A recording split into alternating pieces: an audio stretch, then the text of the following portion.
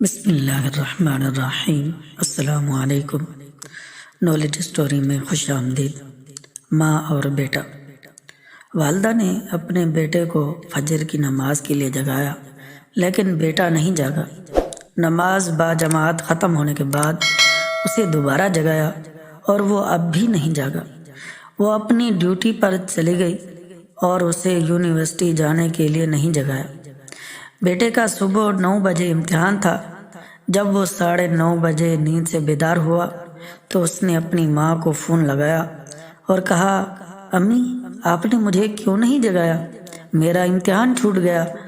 ماں نے جواب دیا، بیٹا میں نے دیکھا کہ تو آخرت کے امتحان میں ناکام ہو گیا ہے، اس واسطے مجھے تیرے دنیا کے امتحان کی پرواہ نہیں رہی۔ ہمارے معاشرے میں 4 سال کے بچے کو صبح 7 بجے اٹھا دیا جاتا ہے کہ اسکول جانا ہے، لیکن 15 سال کے نوجوان کو فجر کی نماز کے لیے نہیں اٹھایا جاتا کہ ابھی بچہ ہے۔ لمحہ فکریہ۔ نماز فجر کا ادا کرنا انسان کی شیطان کے خلاف سب سے پہلی فتح ہوتی ہے۔